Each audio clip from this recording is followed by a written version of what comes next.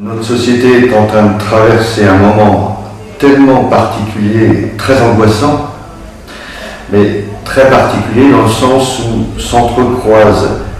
Il n'y a plus qu'un modèle d'économie capitaliste qui est parti sur des voies de financiarisation totalement démentes, où j'écoutais encore ce matin, ils ne savent plus, les traders, comment arrêter leurs ordinateurs qui fonctionnent avec leurs équations à la microseconde et qui jouent sur des milliards, machin, etc. Donc l'économie, faire fonctionner des entreprises, créer de la richesse, moi je trouve ça génial, j'ai rien contre ce... Puis d'ailleurs on n'a plus beaucoup d'autres modèles, les autres modèles de l'Est ils sont passés à la trappe. Donc cette financiarisation de l'économie qui fait qu'il y a des écarts de plus en plus indécents entre les riches et les pauvres, et qui fait qu'elle agit aussi comme une immense centrifugeuse qui ne sait plus créer de la richesse sans créer autant de rebuts de millions de personnes qui ne s'en sortent plus, qui ne s'en sortiront plus. Donc ça, c'est intolérable. Et quand on fait une projection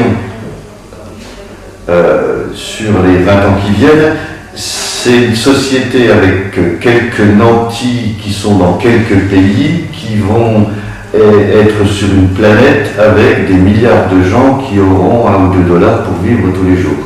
Enfin, et c'est un constat qu'on fait aussi bien à Porto Alegre qu'à Davos aujourd'hui. Tout le monde est à peu près d'accord là-dessus. Même, je lisais un extrait du rapport du président des banques suisses, qu'on ne peut quand même pas taxer de dangereux gauchiste ou alternatif, qui fait ce type de constat. Le deuxième constat, et c'est ça aussi qui est très compliqué et que l'humanité n'a jamais rencontré, c'est que tout ça, cette crise sociale, crise économique particulière, elle vient télescoper une crise énergétique.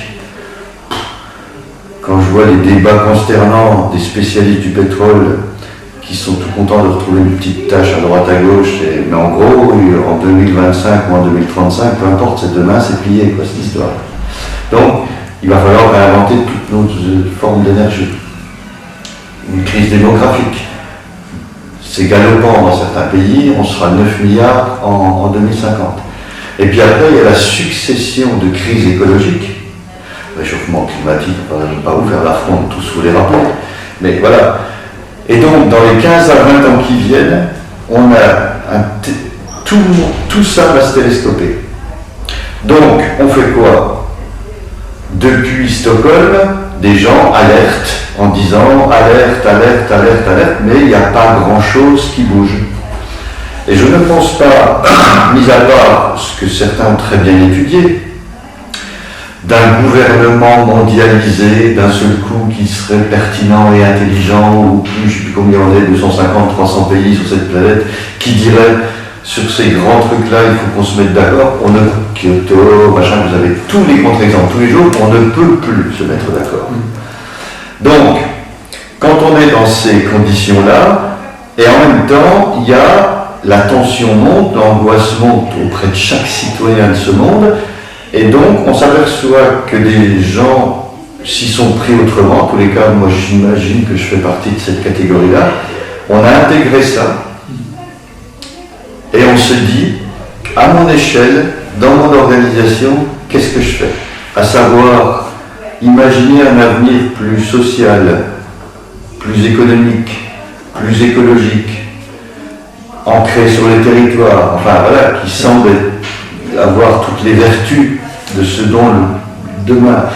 Et très bizarrement, il y a 20 ans, on ne nous écoutait pas et on nous regardait comme une sorte d'ovni.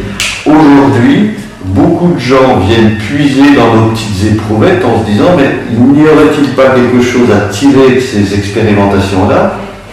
Parce que ce que l'on porte, ces trois grandes valeurs que nous portons, seront forcément, si on veut s'en sortir, les valeurs que tout le monde devra porter.